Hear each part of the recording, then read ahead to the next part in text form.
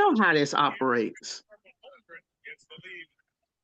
I For just want real. to make sure that my fellas are good. Like I said, I'm over here. I'm looking like a representative of Touched by an Angel out here. So I'm over here to let y'all know. Just want to make sure that we all good out here in the hood. I mean, maybe you're not a hater. Maybe you're just shy.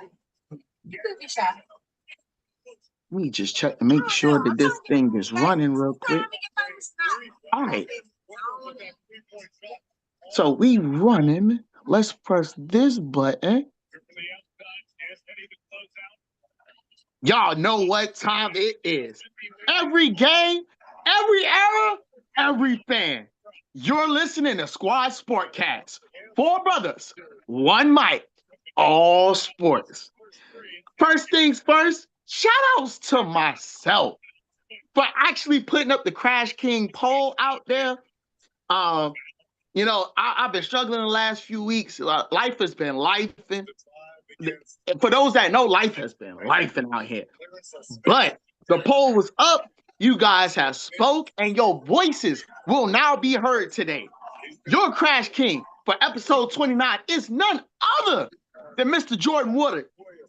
So you already know Jordan is back on his winning ways on the Crash King totem pole. So Jordan, as always, the floor is yours for the next 30 seconds. I will take this moment of praise because I don't know what Nick's got in store. I don't know what he's about to talk about. I don't know what player he's about to talk about. So I'm just gonna take this moment to relish in the Crash King moment. So yeah, and go Knicks. So there's that too. Hey, look here, man. I'm not being hostile. I'm not the hostile, bruh.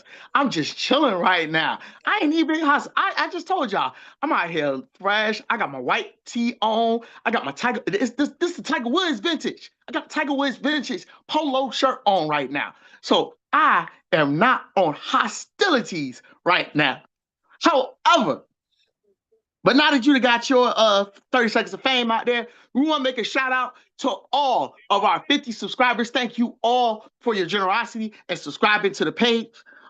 If you are watching this for the first time, as always, if you like what you see, make sure you hit that follow button. Make sure you share it to your friends. At the very least, all this stuff costs $0 in order to join. Y'all already know the vibes. Like and subscribe. Outside of that, let's get right into it. Y'all already know what it is in the sports world. It's the NBA Conference Finals right now. We have the the OKC Thunder versus the San Antonio Spurs. That series is currently tied up 2-2 right now. Awesome, incredible playing from Wemby. But here's a general question. Who do you trust more, Wemby or SGA? And the crazy part is, yours truly, because you know I'm a stats guy, I just happen to have a side-by-side comparison of Wemby and SGA, the current reigning, defending MVP of. Is he the MVP back-to-back? Is he back-to-back? I don't think he's back-to-back. That's be back to back. Oh, yeah. Okay, well, the reigning, the defending, back-to-back NBA MVP of the league.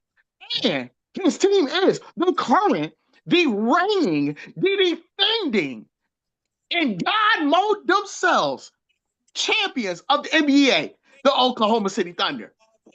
But comparing all of that, however, currently in this series, when you look at points, Victor has the edge. He has 30.3 versus SGA's 24.8.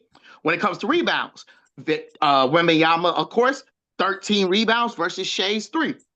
Assists. SGA takes the crown there. He has 10 assists per game versus Wemby's 4. Steals per game, very slight advantage to SGA. He currently has 2. Wemby 1.3. Blocks per game, we not going over. Y'all already know Wemby's gonna win that. Field goal percentage. Wemby is shooting 52.6 from the field versus SGA's 39.2. Three-point percentage.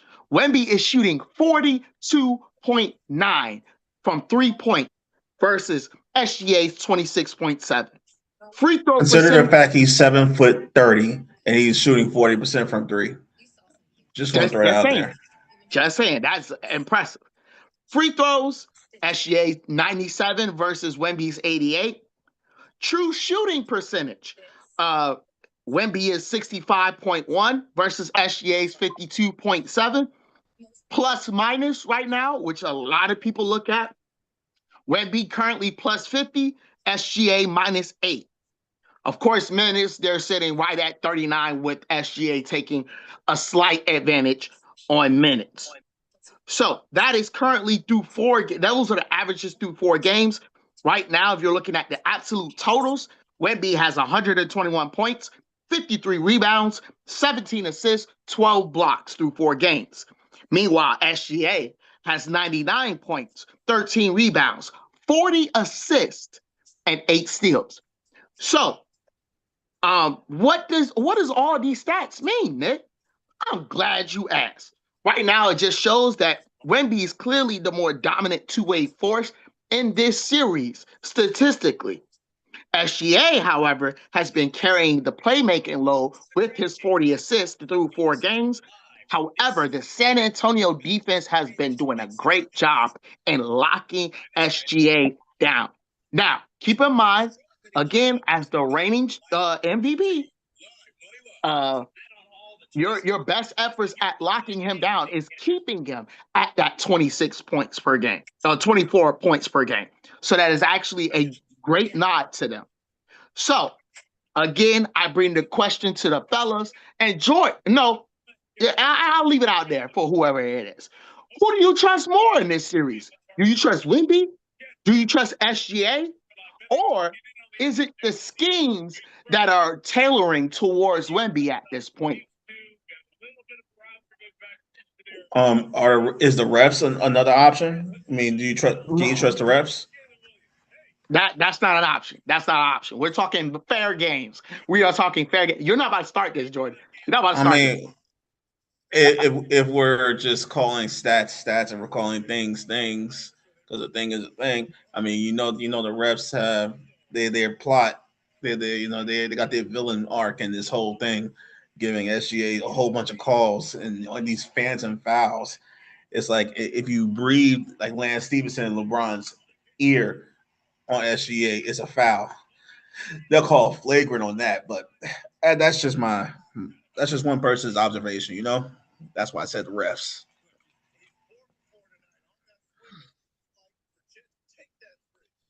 I know you got a better take than that, Jordan. Come on, you gotta elaborate more than that. I mean, I was just trolling there. I mean, I trust. Honestly, I trust OKC more. Not OKC. Wow, no, absolutely not. I trust the Spurs. I trust the Spurs in their depth rather than OKC because attrition is the key of the series. So already in game 5, OKC's down 2 players, complementary players. I mean, J Dub and AJ Mitchell. You got a ball handler in AJ Mitchell. You got a good option in Jalen Williams, J Dub, who's out. And eventually somebody else is going to have to score rather than SGA. Because if the Spurs do what the Spurs are supposed to do, they're going to wear the Thunder down, and the storm will eventually pass. So that way they could be gone, and the Spurs can go to the finals and play against the Knicks.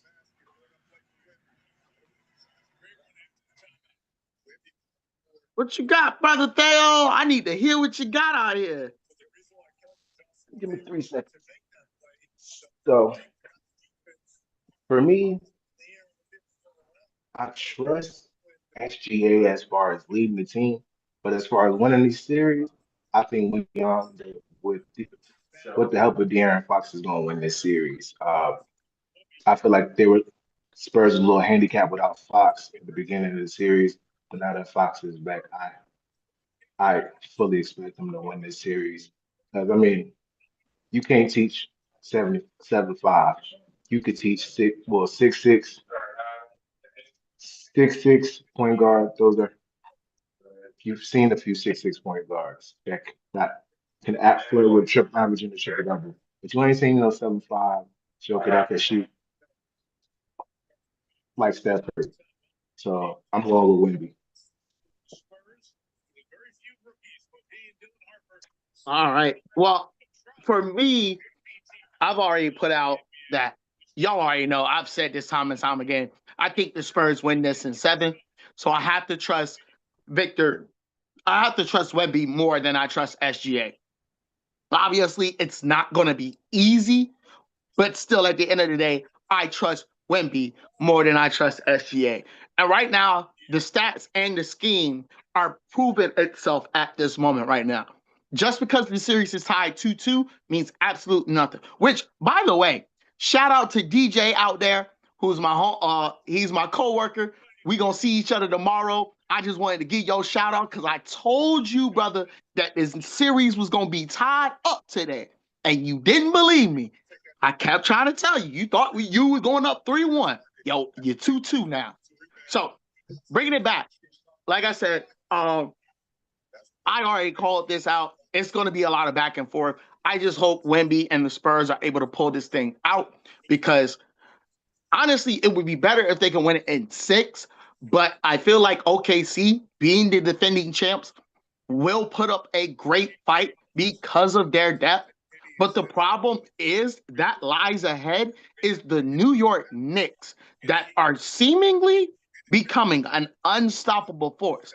We're about to talk about them in a second, so I don't want to put too much attention on them as of right now. I do want to put the attention on the Spurs and OKC. And matter of fact, Jordan, I'm surprised you didn't bring this out. Like, when we talk about OKC, it's really at this point a matter of if OKC is actually watchable basketball at this point. Because there are loads of memes out there right now about how the Thunder are trying to get easy fouls just for doing basic stuff. Literally, I just saw a meme not too long ago about how one of the Spurs was defending SGA, and he literally backed up, said, "I'm not fouling you, I'm not fouling you, I'm not fouling you." And then the SGA person ran up on him, tried to shoot, flopped, and got a foul call. Guess who's at the line right now? SGA. Yes. As we speak, it's ridiculous. I mean, I don't know what to say. Like I'm you shocked call you his didn't name, bring it's it like up. Candyman. You call his name, he gets fouled. Nah, call him up. He click his heels 3 times. He gonna end up at the free throw line. Yes. Like we thought James Harden was bad. Nah, SGA got James Harden beat by a mile. I A don't Canadian know if mile. we can say SGA has them beat by a mile because let's be completely fair about their championship. First of all, their championship last year took them to 7 games, and also comes with an asterisk because Halliburton got injured in Game 7. So it's really more so about the luck that was given to them versus them being a dominant team. Like if you win in 5 and you win in 4 in the NBA Finals, that displays your dominance, which I can kind of now understand. I could then understand why you're so far ahead. But the fact remains that you displayed a level of dominance, and a different team was able to display that same dominance without the foul calls that you were benefiting off of. Like it's mind blowing at this point. And keep in mind, the thing that's even more shocking is that this is still Wemby's first year in the playoffs. This is still his first year. Now, is it a little bit of Hard to beginner's believe it's luck? his first year only. Keep in mind, first year in the playoffs. This is his first year in there, and he is doing what he is putting in work, ladies and gentlemen. Like at this point, he's putting together a clinic to show the MVP voters that they voted for the wrong person. But also, I think it's more of an insult that Nikola Jokic, aka Joker. I still remember that episode where he said Joker over like Shaq and all that. I'm still not forgiving that person for that. Oh, you talking I'm, about Ryan? Yeah, I'm not Hey, forgiving him for that hey, because you got laid off my cousin, it's the man. card player over the Joker. That's what we're talking about. Anyway, Listen, Jokic was second over Wemby. That's insane to me. well, to be fair, to be completely fair, and not to diminish Wemby, Wemby has only had one successful season and one unsuccessful. No, and keep in mind, this is Wemby's second year. So he's had one bad year and one good year.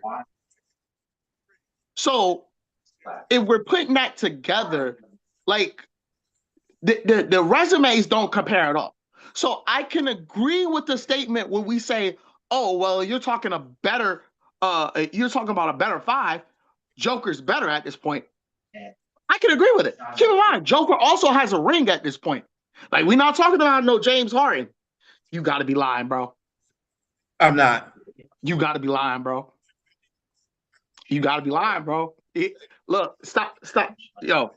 All right, ladies and gentlemen, just for re-emphasis, I guess SGA clicked his heels 3 times and he's back on the free throw line again. So it is what it is. They're going to get that man to the free throw line one way or another.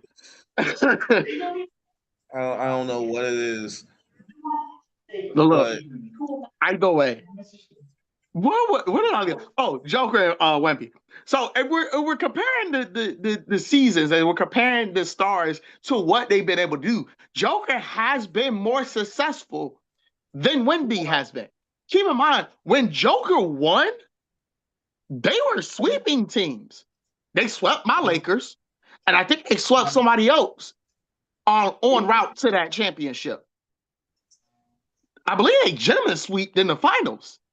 If I'm correct, somebody fact check that one for me. Because if I'm correct, when Joker went to the finals, hold on, let me see here. I'm doing it. Hold on. Joker run. It was 4-1. You're right. Yeah, gentleman sweep. So, I mean, you get so you got a gentleman sweep on the Timberwolves. You beat the Suns 4-2. You sweep the Lakers, and then you gentlemen sweep the Heat. So it's a pretty dominant series. Wemby is kind of like figuring his way out, which is okay. That's why I said, like, if we're saying like Joker's better than Wemby, yeah, sure, right now, because resume-wise, he don't stack up to Wemby. Keep in mind, Joker has, I think, 2 MVP. Joker's back-to-back, if I'm correct. He has back-to-back MVPs. He was supposed to be a 3-time MVP, matter of fact. He was supposed to have the One could triple threat. definitely have said that his 2023 run was helped by a couple of key players on respective teams being injured, but that's not a here or there. You right. It's neither here nor there. Because keep in mind, Ant-Man got his revenge and he knocked them out. But like I said, we'll leave it alone.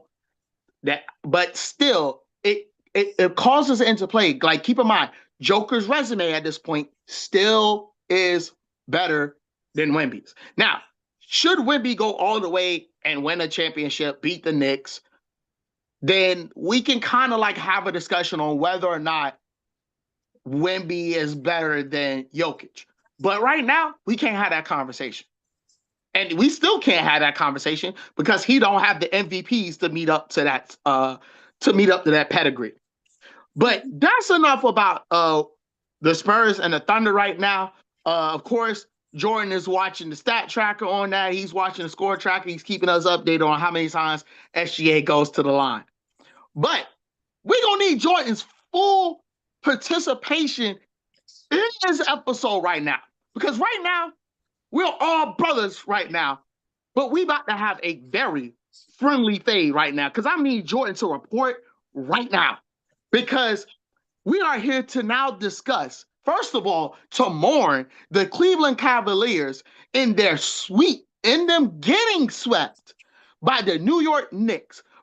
Now, next thing, before we move on to anything, we gonna give our flowers to where there's due. First things first, we want to make sure we give a shout out to the New York Knicks for absolutely dog walking the Cleveland Cavaliers in 4 games.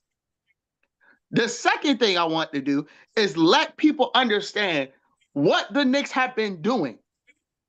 First things first, they currently have a 12-2 overall playoff record into the NBA Finals.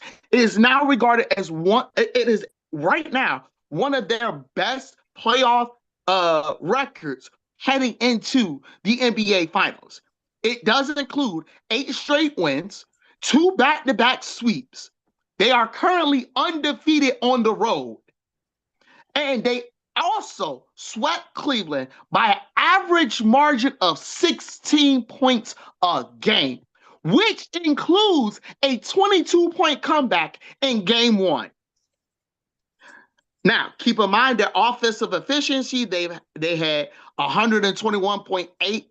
No. They've been scoring 118 points per game, holding opponents to 44.1% shooting and 33% from the three-point line, and forcing nearly 15 turnovers a game. So they have been doing fantastic work out here. And they also held Cleveland under 100 points twice in those 4 games. Part of your star performers has been, of course, the emergence of Jalen Brunson. Well, not even the emergence, the consistency at this point of Jalen Brunson, 29.4 points per game, 7.8 assists, 50, 41, 89 shooting splits, and currently leads in clutch points. Karl-Anthony Towns right now, 24 points per game, 11 rebounds per game, 41% from the three-point land. Mikal Bridges have been doing amazing as well. He's been their best on-off differential among starters. And right now, they boast the best playoff net rating among the remaining 4 teams in the NBA. So, that's the first thing. So we want to go ahead and give our flowers and our kudos and our congratulations to the New York Knicks, who have won the Eastern Conference. 2 other things to mention. Number 1, that Danhausen curse might be a real thing, because they said he took that curse off before those 2 sweeps happened. So that Danhausen curse might be something real. For those that don't know, Danhausen is a current WWE superstar who he does some type of voodoo black. Well, I don't know nothing about it. All I know is he placed I was told he placed a curse on the Knicks and then removed it. When he removed it, Knicks ain't lost since. So we don't know. So right now, they're looking pretty unstoppable. But I like to have Jordan report to this post for this reason right here, because we're going to have to switch gears to our top 5 shooting guard of all time, Mr. James LeVert Harden. I know that ain't. You know what? Matter of fact, let me go ahead and grab his actual government name, because we going to be disrespectful today. We're going to be real disrespectful today. And I'm here for the disrespect. We are here to talk about James Edward Harden Jr. II, because his performance has been a diminishing effort of nothing but Houdini magic all over. His first series against the Raptors, they win in 7 games. 21 points, 6 assists, 6 rebounds, 44% field goals, 36 from 3. He had some pretty good games in there. However, his biggest issue in those games was the turnovers. Multiple 6+ turnover games, and they pressured him heavy late in the games. So that was the first round. So it was solid, but overall shaky, because it was concerns. We were like, hey, I was already telling y'all, accidents happen. Like they say about the Cowboys, accidents happen. It's just how it's going to be. Round 2, of course, the Cavs win in 7 again. However, Harden's numbers decrease. 18.9 points per game, 5 assists per game, 5 rebounds per game. 39% field goal shooting, 29 from three. So again, that efficiency dropping, and then overall, keeping in mind his biggest issues, he had 4 straight games with either 0 or 1 made 3-point at one point in the game.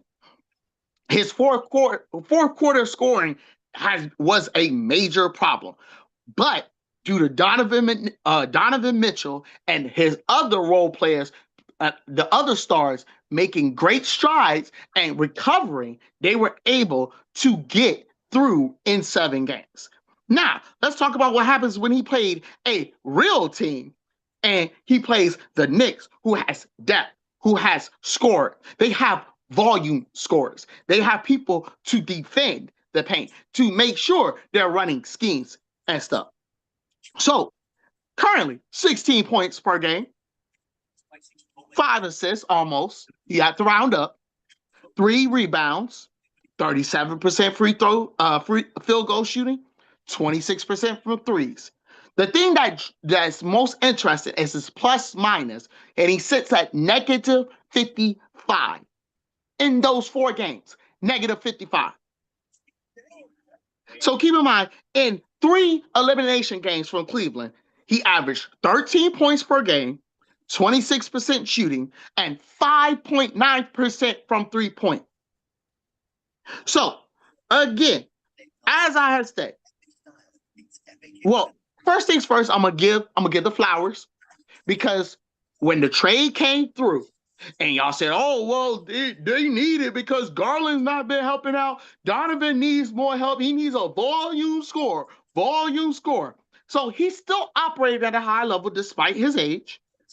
He still finished top 10 all time in playoff scoring. But I mean, he is now only one of 2 players to ever be top 10 in playoff points and assists alongside LeBron. However, he had strong playmaking early, but his efficiency declined the further he went. He had high turnovers, and elimination games he won't dare. You paying that man to just stand around. If you wanted to pay a man to stand around and not produce, you could pay me all those millions of dollars. I can do better than what James Harden had did. So the question of the year is, do we really now believe that James Harden is the key to winning an NBA championship? And for fun, has this confirmed LeBron James going back to Cleveland? Because you can't do it with him. You can start there. So first of all, let's get on. Let's talk about good old James. James is going to be at best a complimentary piece to winning a championship. And if you let's say for case and give LeBron do go back, I feel like LeBron becomes essentially a 6'8" point guard, and he's gonna have to essentially kick Donovan and James in their ass to score the ball and make sure they do their job. And let's not get these bigs a pass. Jared Allen, 3 for 5, 6 points, 3 rebounds. That ain't gonna get it done. Evan Mobley, all-star. 16.7 rebounds. Your big, not one big getting double-figure rebounds. How are you gonna win like that? Well, Harden got to play better, but then like Evan Mobley, we're not gonna give him a pass neither. Like he an all-star. You gotta at least give me 20 and 10, and not and not turn. He had 3 turnovers. There's too many turnovers. You gotta give me more. But here's my whole thing, brother Theo. And again, I need y'all to understand I'm on one tonight right now. So here's my whole thing.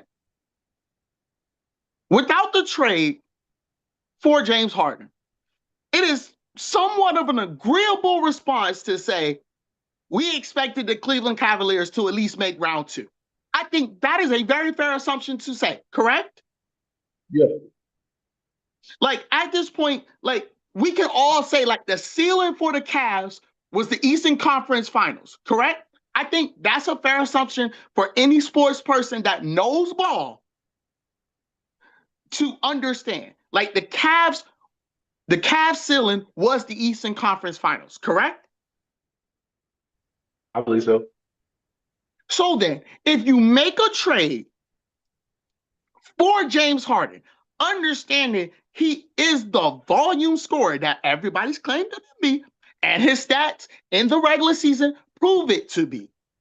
So, understanding that James Harden is the volume shooter, and he's what Donovan Mitchell needs to keep pressure off of him scoring. So then when Donovan Mitchell can't score, who do you think that pressure goes to in the playoffs? Supposed to go to Harden, but he didn't do it. Like, he took 8 shots. I mean, whenever the game 4 was, that's not a.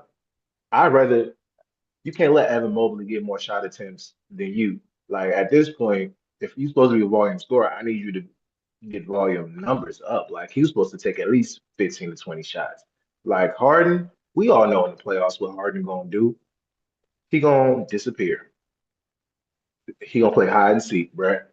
But then again, it's the And same. It's the same thing. First of all, you're only going to have so many shots per game, and understandably so, at least half should be in the hands of your star player, which is Donovan Mitchell. He is the number one option. So that's understandable. We're not going to argue that. But being the number 2 option, you should be able to carry when your star player cannot. It's just like Kevin Durant and Russell Westbrook. Now, a lot of people are going to say, well, KD was the number 1 scorer. KD was the number 1 option. KD was the number 1 option. I'm going to give a bit of context behind it, and I'm going to say Russ was the number 1 option. Because keep in mind, when because he had the ball in him. You said what? Russell was the number 1 option because he ran the show. And so Russ was going like there was a lot of times Russ was going to take some ill-advised shots where probably the ball should have went to KD, but Russ was going to jack up a mid-range, do some whole helter-skelter, and then the ball never get to KD at all. But that's more on Russ not having a good basketball IQ because Russ was playing point guard at that point at OKC. So Russ was point guard. So that's on Russ decision making. That's not necessarily, oh, well, it should have went to KD. It should have went to KD. No, that is on Russ having the IQ to pass the rock and let your playmakers do what you needed to do. So I can't blame Russ too much, but I can blame KD when the ball came his way and he wasn't able to perform as he needed to perform. But that's not here nor there because that's slightly off topic. So again, but it does connect because at the end of the day, if Donovan Mitchell can't do it because teams are keying in on your number 1 option, your number 2 option should be picking up the slack. It's just like in football. For the Eagles, for instance, your number 1 option, A.J. Brown gets locked up, Devontae Smith's supposed to step up. When Devontae gets locked up, Dallas Goedert is supposed to step up. Dallas Goedert can't step up, Grant Calcaterra is supposed to step up. It's like in the Steelers, back when AB was playing for them. When AB was playing and they were locking AB up, you had Juju Smith-Schuster, who was making the plays. And then when Juju couldn't do it, you had Le'Veon Bell that was toting that thing. If Le'Veon couldn't do it, good luck to y'all because it was going to be a long game. So I don't know necessarily. It's like I said, we really got a challenge at this point, putting James Harden in top 5 shooting guards of all time.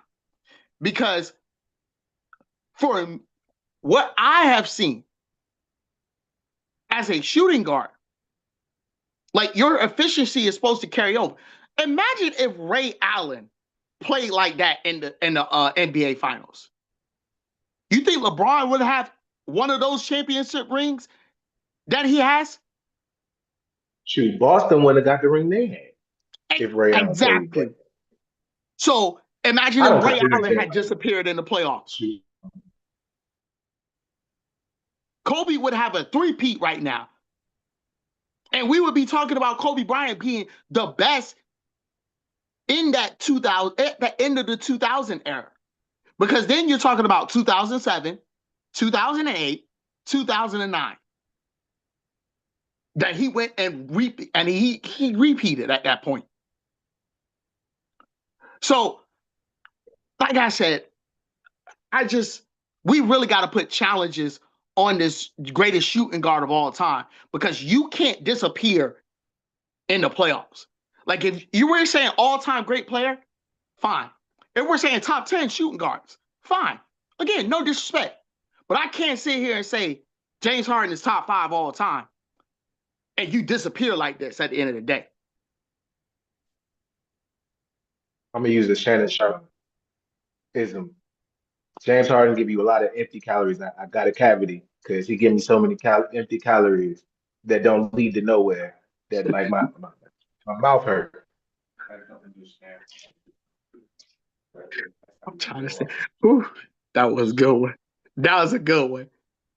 That was a real good one. I Jordan, you've been quiet over there. I'm trying. Come on, Jordan. Don't dodge this accountability right now. I know the Knicks is your team, and I know you riding cloud 9 right now. But I need you to come back down real quick. I need you to come. We gotta fight this out, and then you can go back to enjoying being in the NBA Finals since 1980. Like, come on, Jordan. I mean, I don't know what you want me to say. I mean, with I my stance on James Harden was that he's one of the best shooting guards of all time, and I would say top 5. Nothing of what you said changes any of that. It was a bad playoff series. He couldn't play defense. He was pretty much a cone. He was the barber chair at the barber shop. You just went around him, cut through him, and got your basket. That's pretty much what he was. I mean, he tried game 1. I mean, he tried his little dribble, step back, shoot. I think one time, but it didn't work. And then games 2, 3, and 4, he just kind of quit. So, I mean, I don't know what more you want me to say. Jalen Brunson was destroying him every single chance. His eyes light up every time you see James Harden matching him up. Easy mid range. So I don't know what you want me to say. Now, Nothing changed. I All want you right, to defend that top 5 mess that you was talking about. Because don't nobody get in the top 5 disappearing that bad in number 1 in elimination games, and number 2 when it's time to put up or shut up. thank I you for mean, saying that because I'll ask that I same mean, question. considering that he is a second option and he's in the later part of his career. I mean, shooting guards like him, or in this case, combo guards like him, their roles are a bit different. Like he's not as athletic as he used to be. He could still get past you if he wanted to, but his body has to be uh, in good condition, and clearly it wasn't. Something was missing.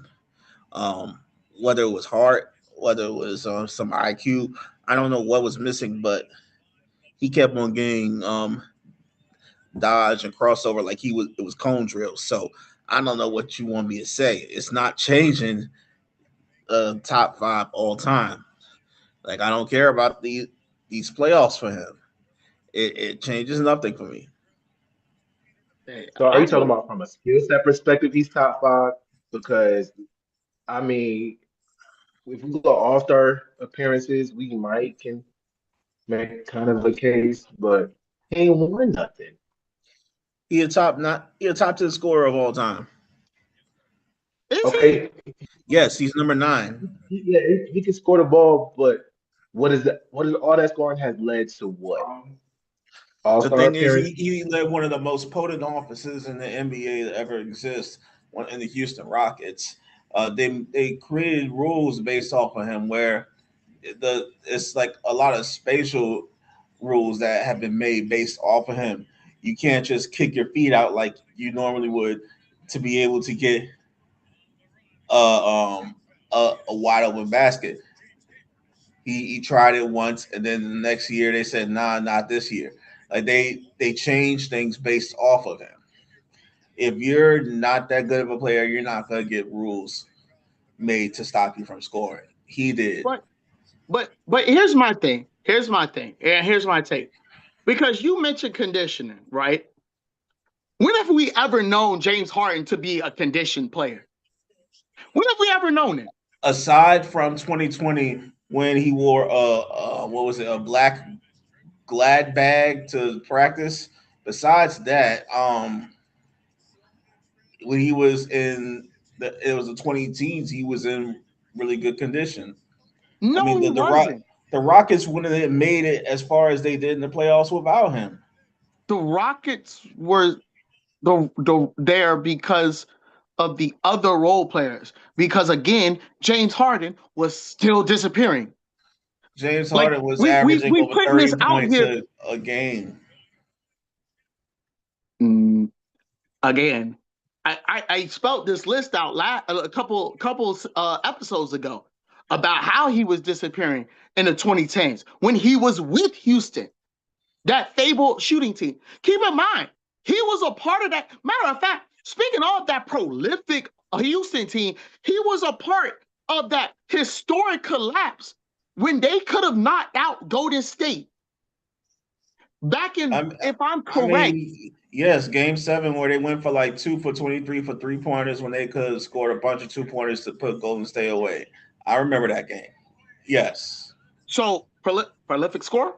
So my He thing, is still a he's still prolific scoring. scorer. Yes, he is. He is still. It does not change. One blotch of paint does not mess up the masterpiece. So then by that same logic, that means that Prescott is a top 5 quarterback currently in the NFL. We're By not your talking. We're logic, not talking about a 3-year-old painting. We're talking about actual pieces of art. no, because here's my thing. That's actually funny though. I ain't gonna hold on a second. Say that again. We're not talking about a 3-year-old painting. We're talking about an actual piece of art. First of all, again, as I say, first of all, you're not even comparing apples to oranges. We're talking about 2 masterpieces at this point. We're talking about something that if you look at it, it looks Who was a wonderful from masterpiece? afar. Who are the 2 masterpieces? You're talking about Dak Prescott and James Harden because Dak during Prescott the regular masterpiece season, where? I'm sorry, Dak That's a Prescott fair does comparison. excellent work. He fourth. Let me see. I think he has like 5 seasons, 4,000 yards, if not in a That's a row, fair comparison. not No, counting no, no, injury. no. Matter of fact, hold on. Since you want That to is talk a about, very fair since you comparison. want to talk about what masterpiece, what Dak Prescott is, I'll show you what he is. Hold on, because I'm sick and tired of this mess with They Dak both do a Prescott. lot of This, scoring. this is this is Dak They both Prescott as a score masterpiece. MVP. That old ass banana on the tape. That's what Dak Prescott is, dog. Just there, sitting on the wall. It was supposed to be good, but it went bad. That's what he is. I'm not Since we're doing talking this about with you. Cavity masterpieces, number one and Cavity I'm number not. two. we're not gonna do that. I'm Do not not doing this with compare. you. Do not compare Dak Prescott to James Harden. James Harden sniffed a couple of conference finals in his lifetime. When has Dak Prescott ever sniffed a conference championship game? I'll wait.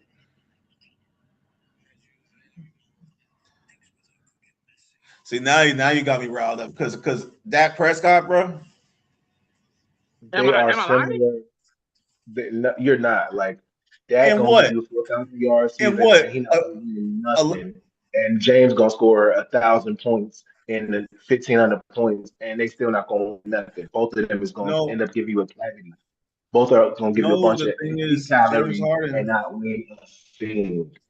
James Harden's gonna score, but it's not gonna be at the last minute to look like he scored.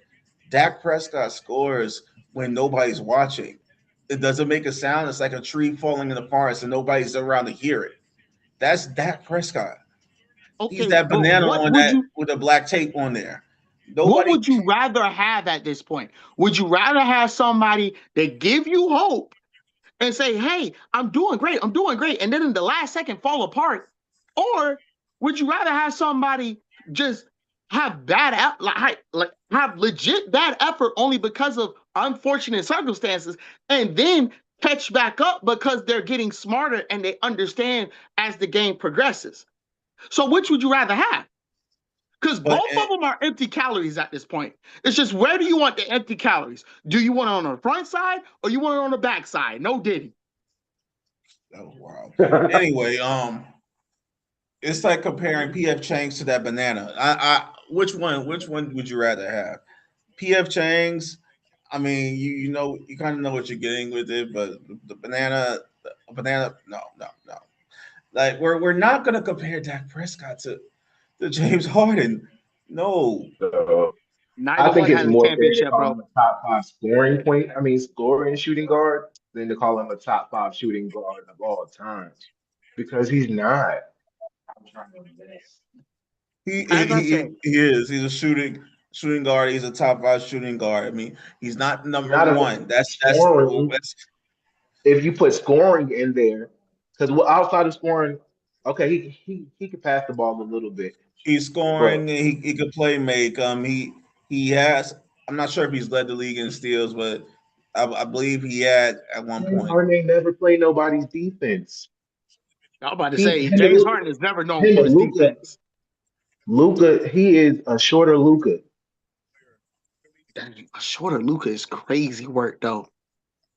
Well, they're only 2 inches apart from. Wow, that's not wild. Luka Doncic is 2 inches taller than James Harden. I Wow, understand bro. it. Their skills are the And same. just So for we're gonna in the score them. interest, anyway, in the interest of full disclosure, James Harden led the league in NBA steals during the 2019-2020 season.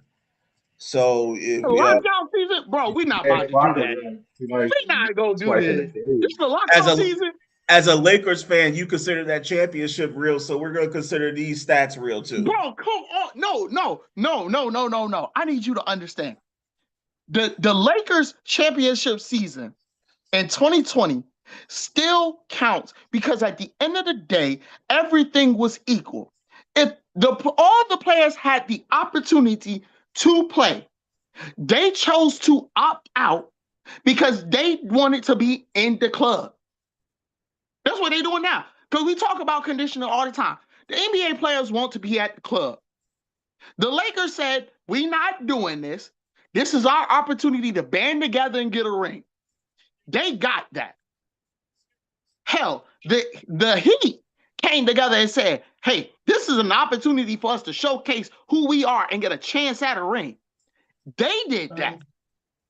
So your James Harden could have gotten the team together at that same point in time and said, hey, we gonna go for a ring because this is our best opportunity. Did. James Harden and Chris Paul. James Harden, Chris Paul. James Harden and Russell Westbrook were on the same team in the Houston Rockets in the pandemic. They lost to the Lakers 4-1, if you remember. 4-1 sounds like a gentleman's sweep and sounds like they were just ready to go to Cabo and get to them strippers early.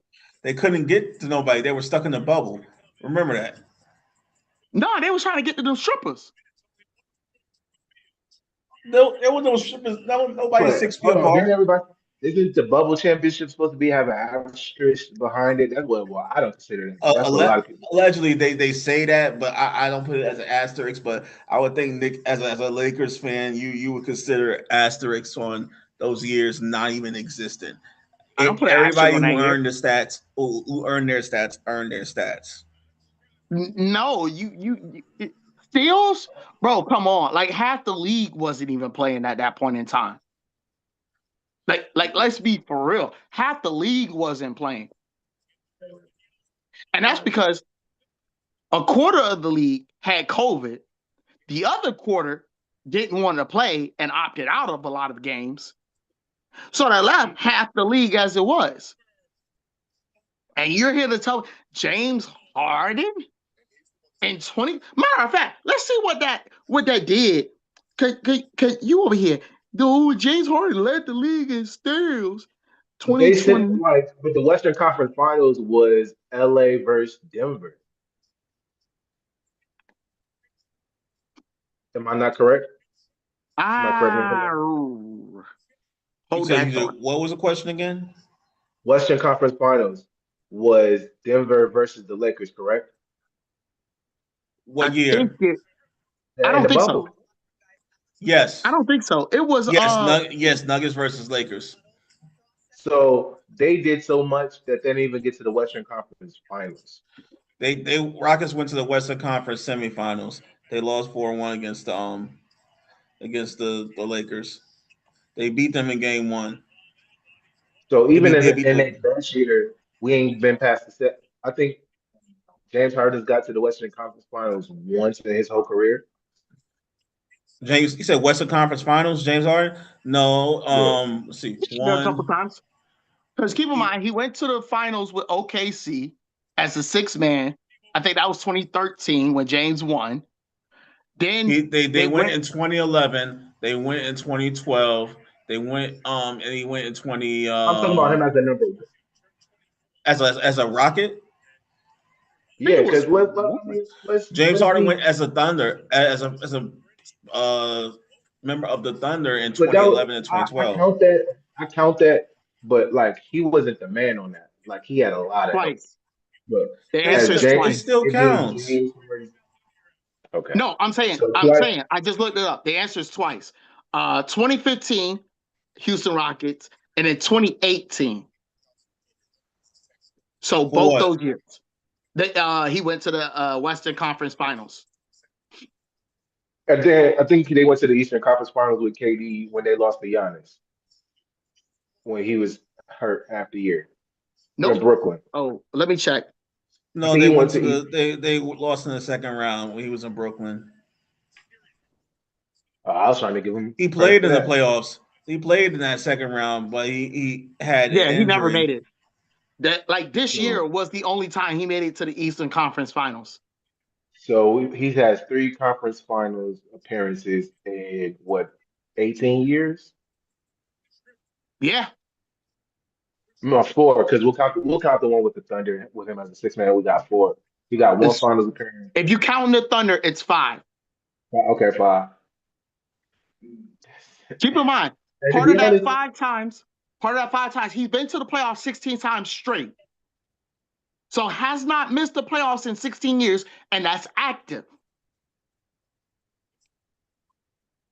I if mean, we're gonna be keep a considering buck, the fact that he they have kind a of lot of disappeared in talent in that the West, NBA Finals uh, against LeBron and them too. I understand he was a six man, but like he got outplayed by Mario Chalmers in that finals. So he has a career of a disappearing acts, and we're gonna call him a top five point guard of all times when he constantly disappears in the when the rubber meets the road. I can't you Jordan, I love you, but if you can call that top five in shooting guard of all time, I call it he's a good player. He's elite, but he's an elite scorer, but he's not an elite player. he's top. He's still top 5 shooting guard. Um, that that won't change. I With mean, the he's not top. He's not number one, but his playoff notoriety will cause things to so be in consideration. let's I can name at least six. So let's go. Jordan, Kobe, Clyde Drexler. Oh, we can get top 3 out the way. The top 3, undeniable top 3, is Jordan, Kobe, and Wade. D Wade. Those are the undeniable top 3. AI, I put AI over James Harden. I did too. I would put uh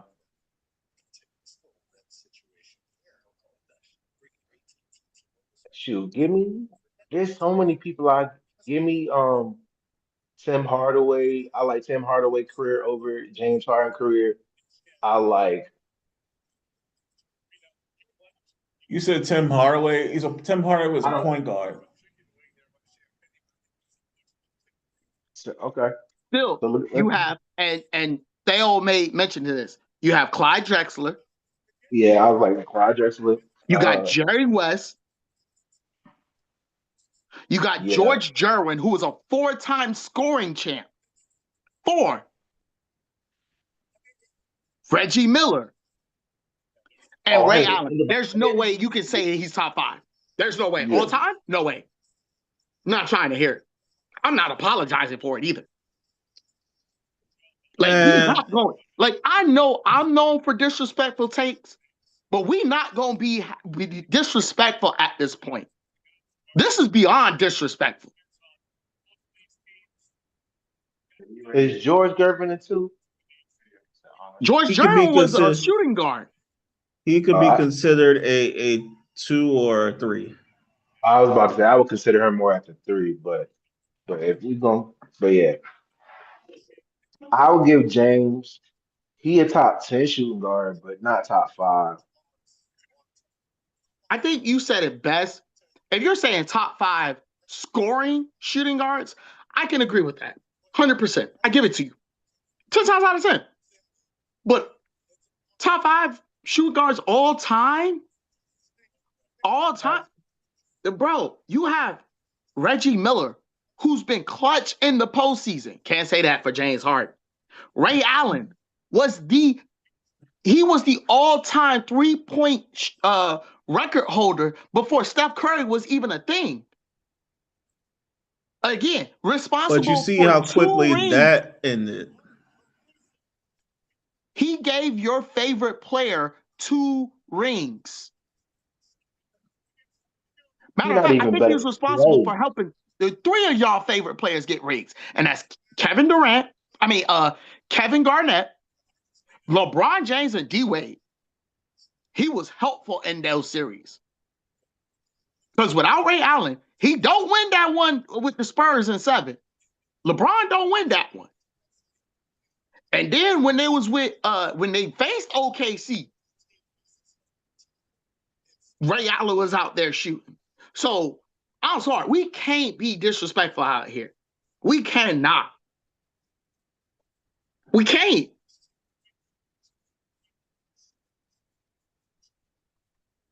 Yeah, I put Clay over James Harden too. Clay is a little different though, because right now he's with the Mavs, and he not the same player.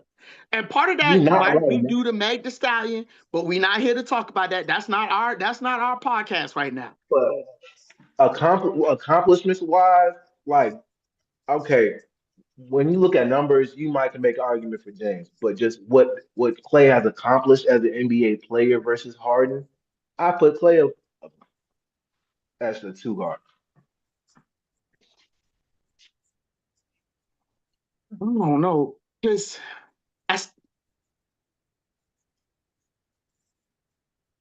I can't, only because Clay has never been known to put numbers up like that. Like Clay has done it in instances where like Steph's been out like a game or 2, but Clay's not known to be like that number 1 option. Clay was just a very complimentary piece to Steph Curry. Like he was a very complimentary piece. I don't like the only reason I can't put Clay above him is because number 1, Clay has never had a scoring title at all whatsoever. That title was Steph Curry's. Like, and then secondly, Klay Thompson never had efficiency. Like, if Klay Thompson had that level of efficiency, they never would have needed Kevin Durant. Let's keep up a stack. If Klay Thompson was shooting like that, they would have never had to get KD. Nah, they needed KD because of their big men. They didn't have no real bigs, and you needed a third scorer that kind of a Bro, post. Klay, I don't think Klay showed up on the let me go find out. I don't think Klay showed up on those finals. Right. Clay had a decent finals against the Lakers when they went. Like Draymond, if Draymond could have been a consistent scorer, third scorer, they would have never needed KD. It was because their 3, 4, and 5 was not adequate versus Cleveland's 3, 4, and 5. In my personal opinion, is why they needed KD. Because they Cleveland's 1 and 2 with Kyrie and Devin Dozer. They and Steph and Clay. That was a wash. Dellavedova was the two Yeah, in yeah, Cleveland. yeah. And if you talking about Clay versus Dellavedova, I'm going Clay every day. And then Kyrie ended up getting hurt. No, that was the next year. That was No, the year Kyrie played. before. I think that was Yeah, I next think. year. Yeah, but the year, yeah, Kyrie actually played. So yeah, I'm when it, pulling like it I up said, right I'm now talking because about accomplishments. Clay got just, I won't say as many All Stars, but pretty close to as many All Stars as James Harden. He got more rings. I understand he was more of a complimentary piece, and James was the number one option. But when we talk about accomplishments, Clay got a better. I take Clay career over James Harden career right now. I'm sorry. The game 7 sticks out to me. Like if I'm gonna hold James Harden accountable for a game 7 poor performance, 14 points ain't doing it, bruh. I agree. However, there's been if you go through all the game sevens, I'm sure you're going to see more disappearing acts from James than you are from Clay. I'm just that's I my can't. I my can't. take. Oh no. That's facts. We not here to discuss that. That's facts. But what I'm saying is, I can't put Clay above James Harden because in this game 7 in 2016, this is the defining moment. Ain't no way he over there again. Golly, bruh. This game 7 in 2016 is the career defining moment because at this point, if y'all win this game in 7, not only do you end the GOAT debate for LeBron James, number 2, you also get to solidify yourselves as the single greatest NBA team ever. I Ever. agree. You went 73-9. You went 73-9 and didn't get the championship because your shooting guard only put up 14 points. And keep in mind, the final score was only like what, 93-89? Yeah, it was 93-89. Was it? No, I think it was a No, little high. it was a 4-point game. But yeah, but still, like 14 points and it was that low scoring? Nah, I'm sorry. I'm sorry. I'm sorry. I can't put him there. I can't. I Steph only cannot. had 17. Steph had Dang, I don't 17 realize because they was keying in on him.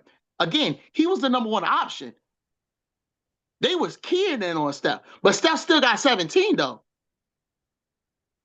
Yeah, they both was trash in that game. The fact that Draymond had 32 and both Yeah, almost Draymond was going off.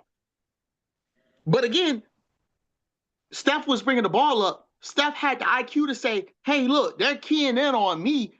I'm going to pass the rock. So I'm sorry. I'm sorry. I can't.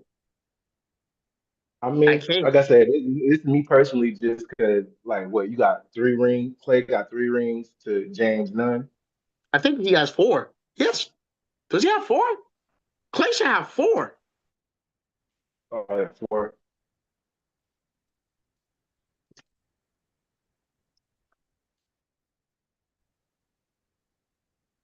Yeah, 4 championship rings.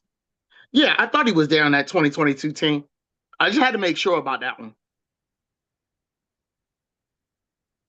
4 rings versus none. I'm just saying. We can't have that ring debate because, like, again, like to be the shooting guard, like your position is important. Like you're not bringing the ball up, but still you are in position. You are in position a lot of times to make the shot. And there at times you have to be able to take over when your point guard is getting locked up. Because keep in mind, when your point guard has nowhere to go, you're responsible to be that guy. So I don't know. Like I said, the only reason that Klay was able to flourish as he could was because he was behind Steph Curry. You had to double and triple that man, Steph Curry. Like, look at who he's playing with now. Like, maybe if Luka was still there, this might be something of a fair trade because, again, you're going to have to key in on Luka. You have to put two people on Luka. And ain't Kyrie playing at what's it called as well? Dallas as well? He hurt. I mean, Yeah, granted, he was playing at Dallas, but what wound up happening is he took the year off to recover Kyrie's from not his a number one ACL. player anyway. I just wanted to check and make sure was he playing or not. He's not a number one option anyway. But still, you have Anthony Davis, Kyrie Irving, and Klay Thompson. And you're telling me you can't make the postseason? I'm sorry. You gotta miss me, bro. All of them was hurt, and then they shipped AD off to Washington. They did just ship AD off to Washington. Ugh, damn. That one's gonna hurt. But like I said, even with that, you had AD and Klay Thompson, and you couldn't make a postseason? Nothing? Like you couldn't even make the play-in? Oh, okay. I just wanted to check and make sure that I won't trip. We're talking about the Warriors, right?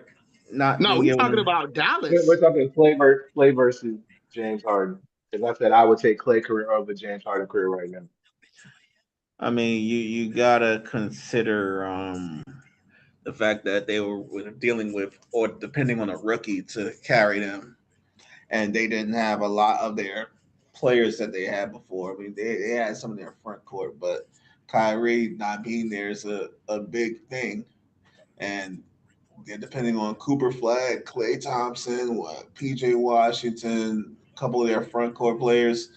They were short on a couple of things. They'll be better as the years come along, but not too much on Klay Thompson. But like he's one of the best shooting guards by far. But as far as top five, James I'm not Harden putting Klay top five. still No going to one be is there. I'm putting not Klay putting him top top five. five. I'm not putting him top five either. I was just saying I feel like his career so far has been very little bit better than Harden's, which is debatable, as we just debated. Yeah, like if we take taking championship, taking the rings out of the debate, Harden has one more MVP than Klay. He has 6 more All NBA teams than Klay. He has 6 more All Stars than Klay. Also, keep in mind it's a popularity contest, so it is what it is. His career points per game, he's almost 5 points higher than Klay Thompson. He has 5 more assists per game than Klay Thompson. However, 3-point shooting goes to Klay. But true shooting percentage, it goes to Harden. A couple all defensive teams. Like Klay was more like an off-ball scorer, while James Harden was an on-ball scorer. So, I mean, like I said, we like to give Harden his flowers and not completely bash him the whole entire time. His MVP season was legit and elite. Again, if we're talking playoff, if we're talking regular season, he's one of the most complete scorers in the game. Because regular season. You know, when we talk playoffs is different.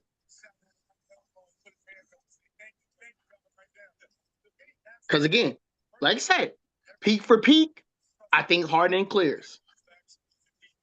Cause we've considered James Harden at least a top 3 current player in basketball at one point in time. True. You've never considered Klay Thompson a top 3 player, ever.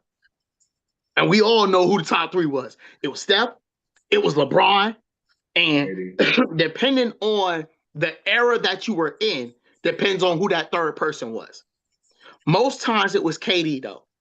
Sometimes it was Russ. Sometimes it was Jokic. Sometimes it was Giannis. So it just depends on the year by year. But again, you never said Klay Thompson was the best in basketball. That wasn't even an afterthought.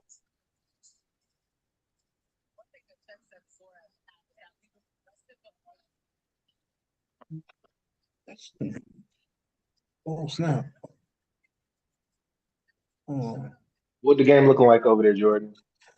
69-58 Thunder halftime. Okay. Ugh. They got some work to do. All right. I think I've burned out all I need to burn out as far as the NBA. I've said my piece about James Harden. We've established our fight. We're back to our friendly ways again. We back to our friendly ways again. I'm done being a hostile, but I ain't even turn my hat around. Y'all ain't even have to experience go Nick go. I ain't even had to bring bad news out. So we all good out here in the hood. So we good. We good. Like I said, I'm too fresh and clean. I got the Tiger Woods polo on. I'm not the hostile bruhs. I'm out here just chilling, maxing, and relaxing. That's all it was. But like I said, your boy ain't top 5. You can feel how you feel. Let's go ahead and switch these gears up real quick. I made mention about Danhauser, so it only makes sense that we switch the gears to the WWE Clash in Italy. We have a lot going on. To summarize for a lot of it, before I start breaking down the match cards, a lot of it is going to be what they have going on as far as the storylines is basically it's going to be either power versus power or established star versus rising icon at this point.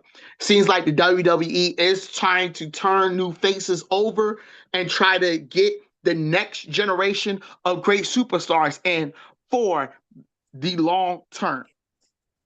Now, with that being said, let's go ahead and get into some of these matchups. First things first, we're going to talk about Becky Lynch versus no. Let's not go there. Let's start over. We're going to start with Rhea Ripley versus Jade Cargill. It is the rematch. I did call this out when WrestleMania had ended. I called this rematch from gate. It may not have been immediate, but I knew this rematch was coming. Of course, power versus power, and of course, Jade had to rebuild herself in order to get another shot at this title. Of course, like I said, it's power versus power. It's going to be very explosive. Jade is going to have to do well in this match. I believe in WrestleMania, she didn't do well. And I think even in her matches that she did as champion, she did not do well, which is why they gave it to Rhea in order to establish more credibility to that title. And now it might be Jade Cargill is back to show that she is the person. Also, there's reports that WWE is trying to position Jade as a centerpiece by SummerSlam. So that's one thing that's out there. The next fight card that is out, you have Becky Lynch versus Sol Ruca for the Women's Intercontinental Championship. Of course, it's the veteran greatness, the man, Becky Lynch, versus the breakout star and Sol Ruca. Of course, like you said, Becky Lynch is part of the old vanguard trying to maintain her relevance in the WWE as being a top competitor. Sol Ruca is going to be that young, fresh talent. I know Jordan makes a lot of inferences on the WWE getting fresh talent in here. So this is your match, Jordan, when we talk about it. But we're going to see how it goes. I think this is one of her real first tests, if I'm not mistaken, her real one-on-one test. So at this point, like I said, pressure's all on the rookie. So if Soul delivers, she might have a real title shot in the future. It just depends on how it goes.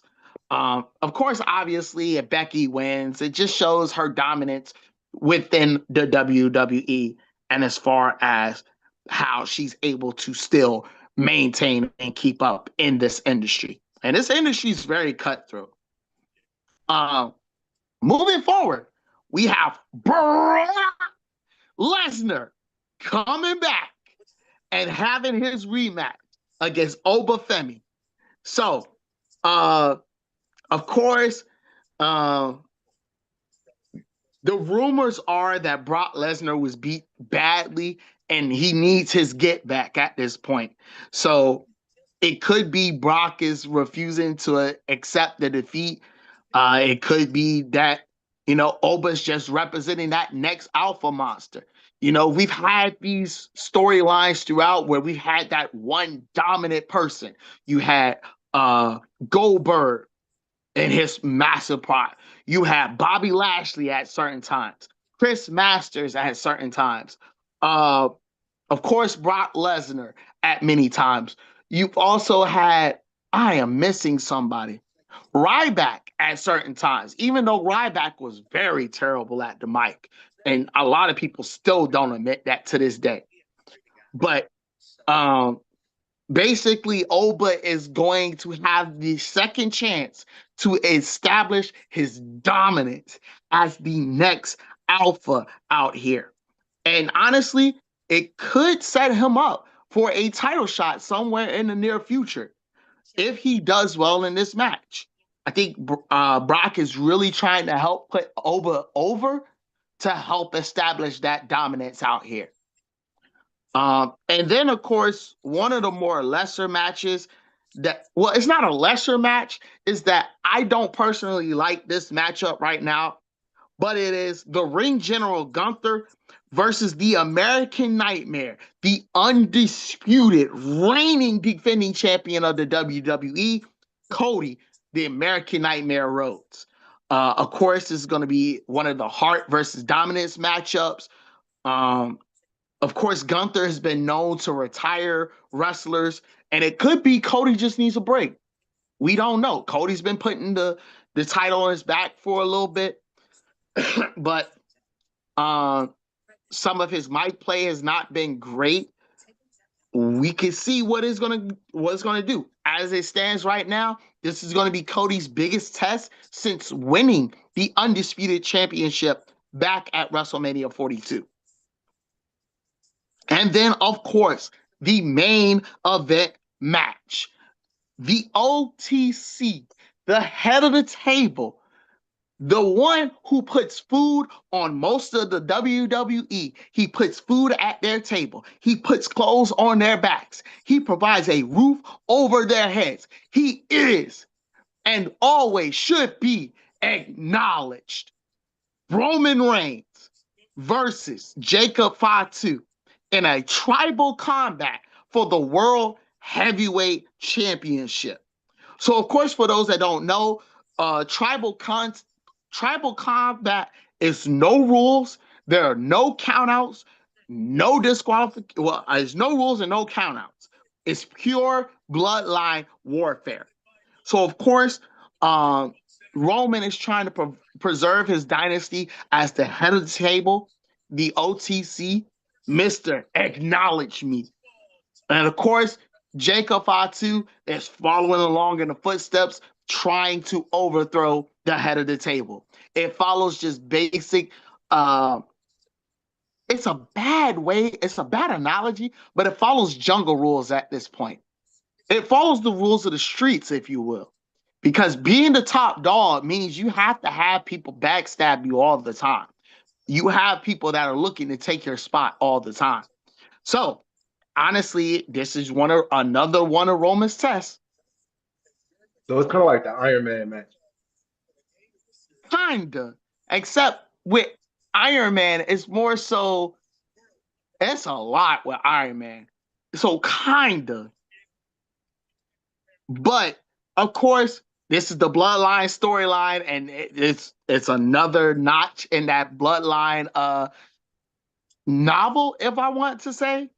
So we'll see what happens with it. But the question I have to the fellas is, what match are you really looking forward to, and which superstar has the most pressure to perform at Clash in Italy? I'm gonna go first because I know Jordan's a little bit more versed in this subject, but in doing some of my research, this Brock Lesnar and Oba Femi matchup has me very intrigued. New old old school superstar versus kind of new school superstar. I believe that has legacy, somebody legacy written on it. Like somebody legacy is on the line between that match, and I think Brock has a little bit more pressure and on this particular match, but my my match to watch is the Brock Lesnar over Femi match. Hmm. As far as me, um, we're about to see. My biggest match I'm looking forward to is that Brock Lesnar versus Femi matchup. Honestly, the Brock Lesnar return caught me by surprise when I saw it. I didn't think he'd show up. I thought when he took the cleats off and everything that he was done. But I guess this is another big push for Oba to be that guy next up for a world heavyweight championship or the undisputed championship, whichever league he's in. I think it's going to be one of those type of matches. But I still see Oba easily handling Brock Lesnar. Why? I don't know. But I just see it easily happening. Um, Becky Lynch, Soul Ruka, might be one of those changing the guards. You see new talent, want to push them over. She might push Soul Ruka over. Jay Cargill needs to get her lick back. And closest person that could beat Roman Reigns, in my opinion, was CM Punk. So this Jacob Fatu match is going to be entertaining, but I still think Roman Reigns might um, win, and people are going to have to unfortunately acknowledge him. So those are my takes. I do agree with you on that Roman Reigns bit. I think the closest Roman was going to take a loss was to CM Punk at WrestleMania, outside of Cody Rhodes, who's already defeated him. But I don't think Jacob Fatu has it in him to beat him. I think it's an entertaining match. Honestly, I don't know why this is the main event. I think this is going to be a B rating match. We'll see what happens. But if they show up and show out, I think, I don't know. I don't see them showing up and showing out. However, Jacob did have a good showing in his last pay-per-view match. They did rave about it, and I did watch some of it. They did have a good review over Jacob's match in the last pay-per-view, his last pay-per-view. Oba versus Brock, that's going to be a good match. It should be an A-. I think Oba definitely crushes Brock again. I don't think Brock is more so ready for it. But like I said, I think Brock is really trying to push Oba as far as the next alpha out there. Because when you think about those names, like I made mention earlier, when you hear that, what's this called? You know somebody's coming to get their ass kicked. And it don't matter who. Like I said, you start thinking about Ryback, you start thinking about Goldberg, you start thinking about Brock Lesnar, you start thinking about, it's a bad take, but Undertaker. Like when you hear that theme music, you know somebody's getting their ass kicked. Well, it's Stone Cold back in the day. No. I'm talking about like powerhouses. Like we talking powerhouses.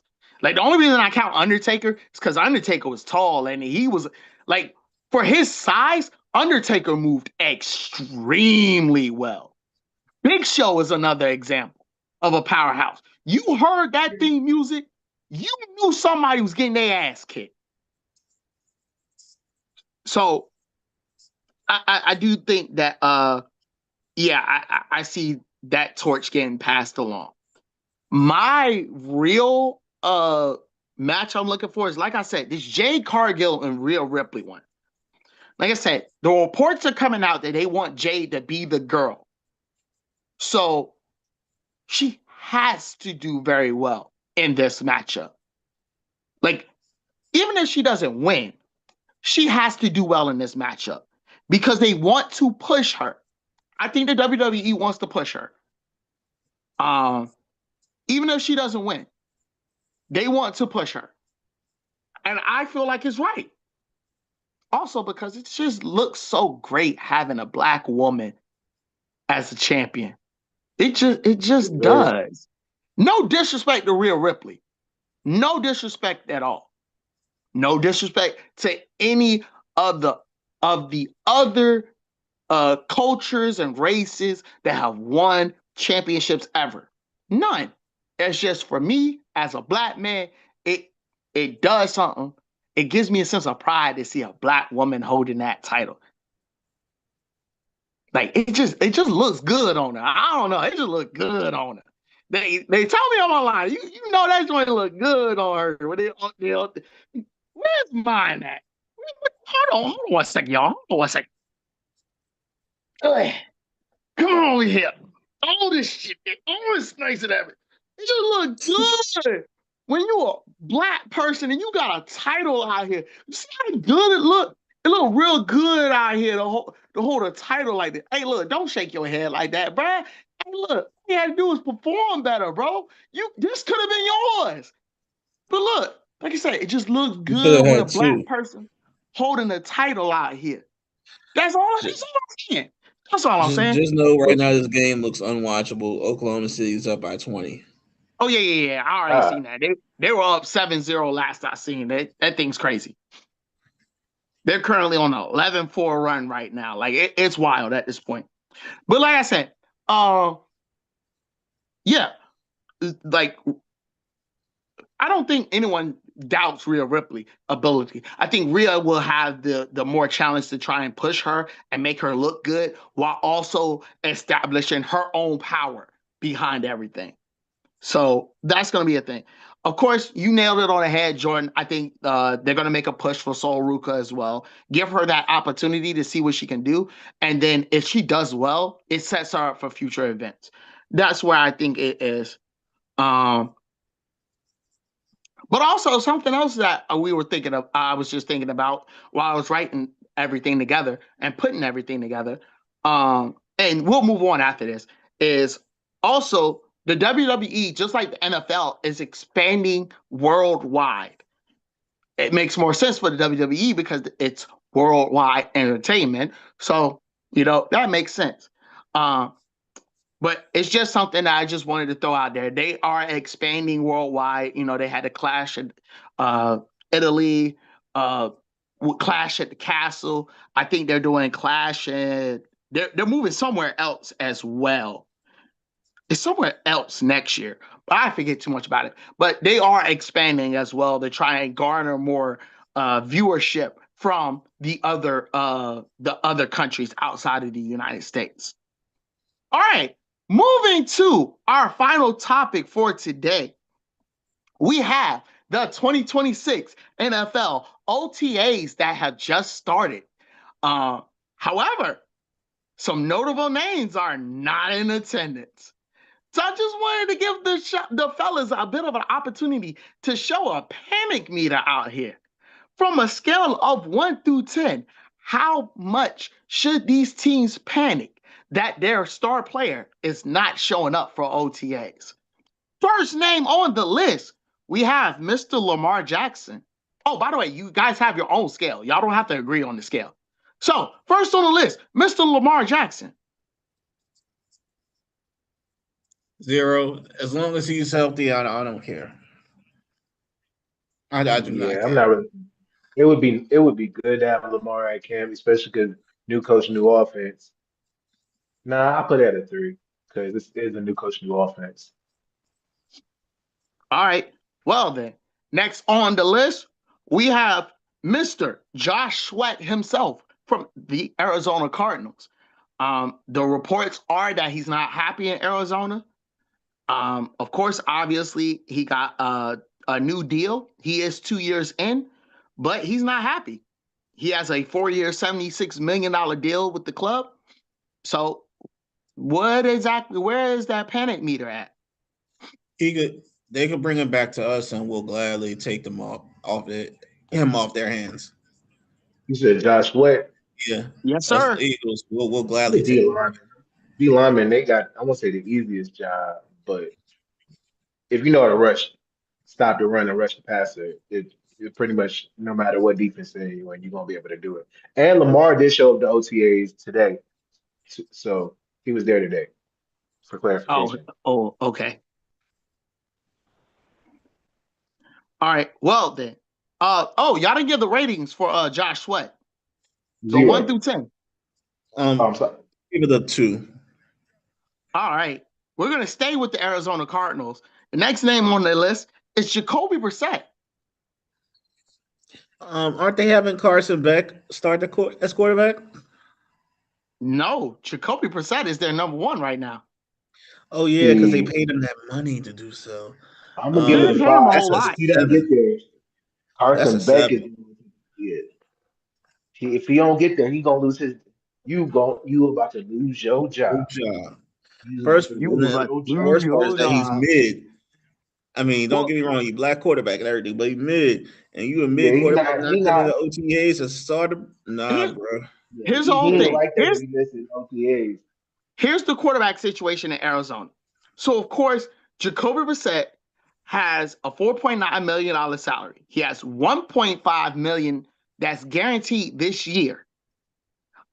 He's slated to make a little bit more than Gardner Minshew, who right now is the number 2 quarterback. He signed a 1 year, You $5.8 gotta be million kidding me, contract. bro. So that's number He's 2. out again. So Carson Beck is the number 3 quarterback currently right now, as far as the depth chart. So I'm just throwing that out there. He better Also, get there. to note, they also have $31.3 million in cap space. So they can extend him a little. But like I said, we'll see what happens. So again, ratings as far as Jacoby Brissett.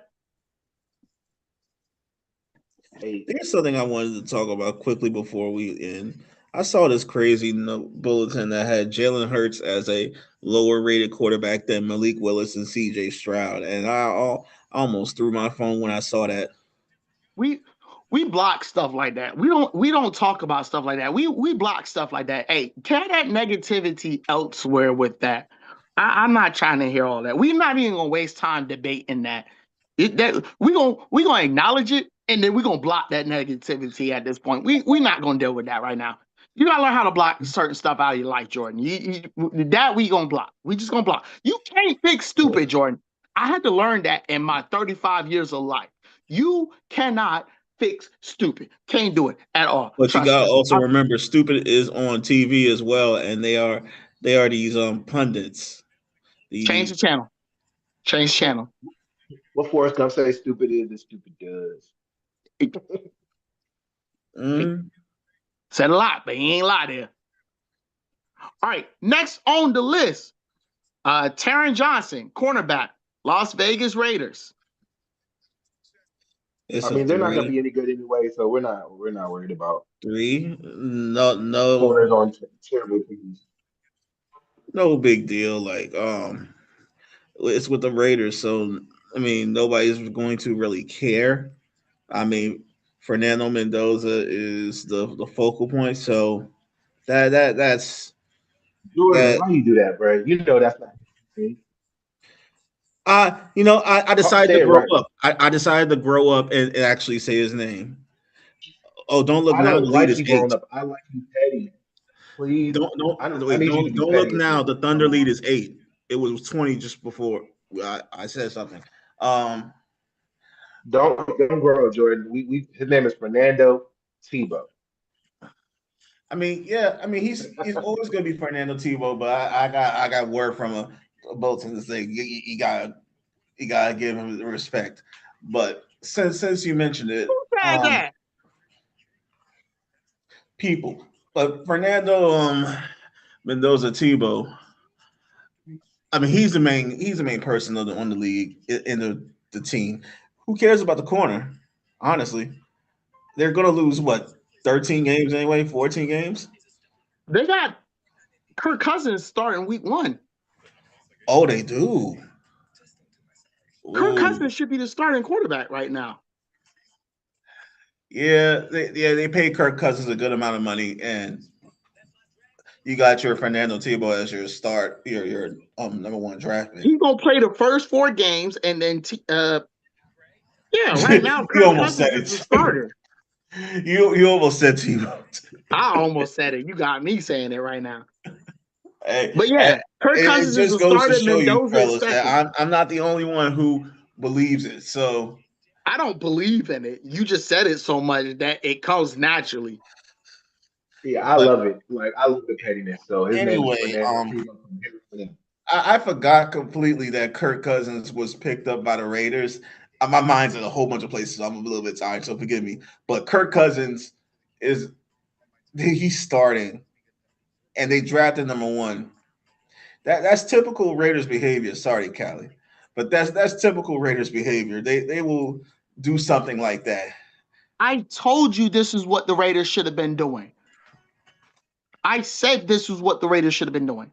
Y'all not about to do this. I stood 10 toes down and I said, you're going to get for Fernando Mendoza. You need to get a veteran quarterback. You need to sit his happy tail down for a first couple of games. Let him see what is going on. Let the quarterback tell him what he is seeing versus what he should be doing, what he did right, what he did wrong. And let him learn versus sending him to the Wolves to go get his shit split and then for him to be out the league in 2-3 years. Like, we're not doing this, bro. We're going to set this man up right. And within 3 to 5 years, he going to take them to a playoff game. A playoff game in Madden. All right. I'm not about to do this with you. I'm just saying. You're looking at those 3 other teams in the AFC West. I don't trust the Chargers with my life, but they'll make the playoffs, but they'll lose. Hold on then. Hold on. You don't trust the Chargers. You don't trust them. But guess what? First 5 games. You tell me how they gonna do. They got Miami at home. Who you think winning that one? Wait, this is the Chargers? Yeah, this is the Raiders schedule. Oh, Raiders? You said Miami? Malik Yeah. Willis, and they're gonna win. Who? Malik Willis. 100 on the man. 100 on the man. Because you're being too disrespectful at this point. 100 on the man. 100 on the man. This ain't even Eagles right now. 100 on the man. No, 200, because now you pissing me off, Jordan. 200 on demand. The Raiders, they'll always look good on paper, Raiders but you know, paper is just light. Right it blows. It blows away.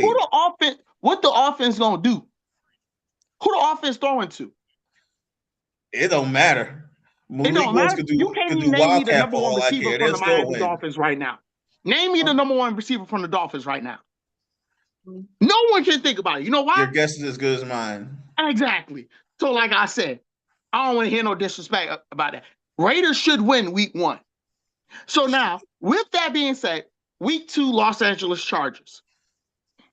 Chargers. Good. 1-1. Next game, 0-2. New Orleans Saints. 0-3. That's a toss-up. 0-3. New Orleans should win that game. Saints, yes.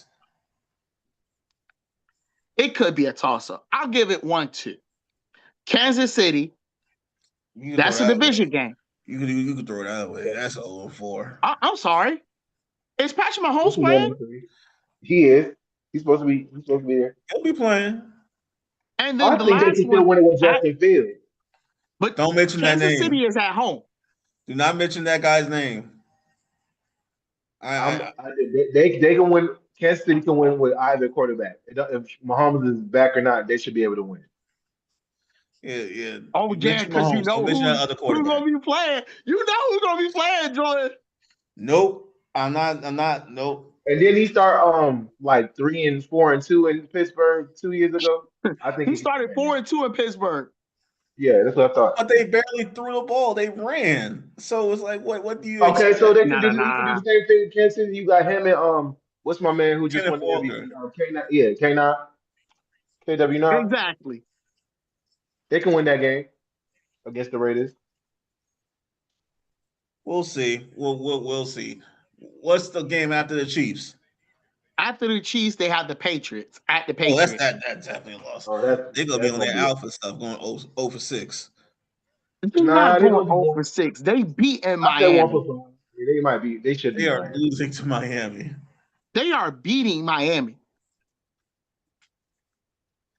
I'm Their real tempted schedule to is say tough, 50. though. I wouldn't say 100 or 200. I would say 50 on demand for that, but I'm not. I'm 50 thinking on that. about it. I take 50 on the man. 50 on the man.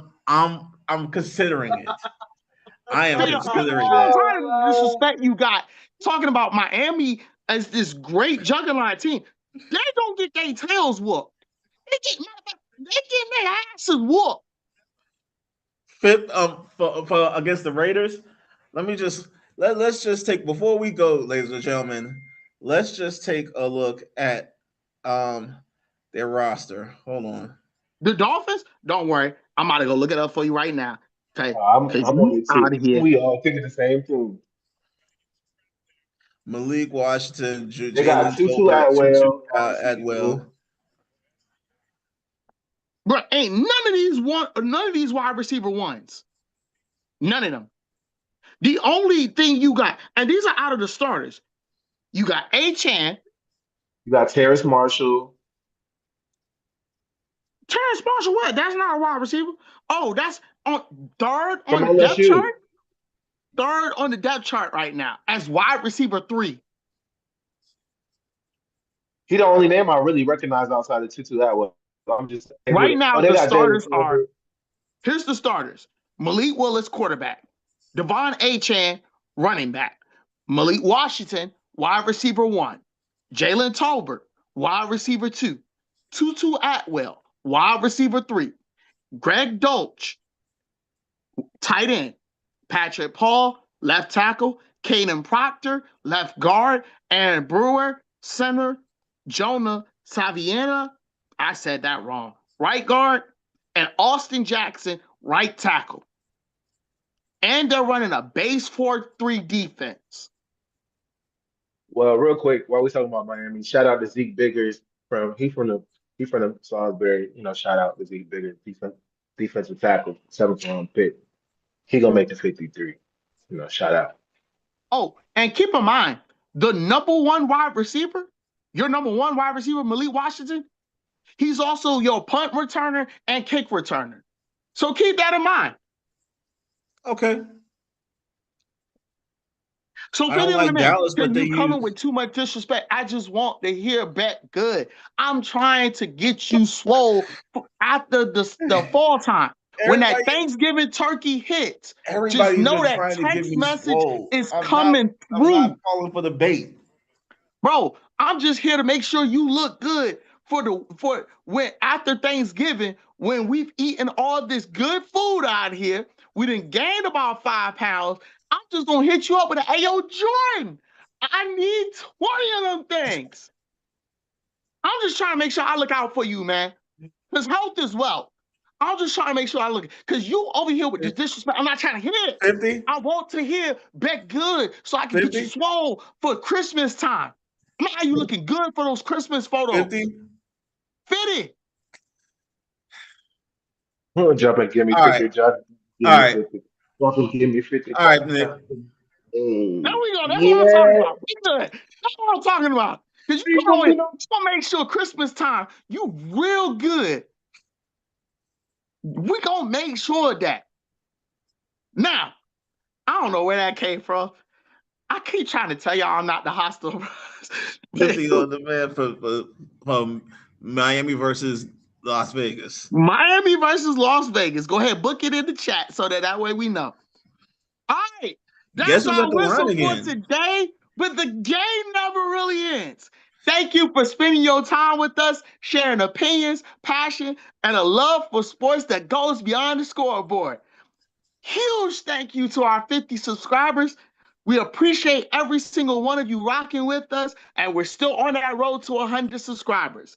If you like what you heard, subscribe, follow, and join the conversation. Make sure you're looking for the post for the Crash King for this week. Although, let's be fair, it's probably going to be me. But until next time, stay competitive, stay curious, and keep loving the game.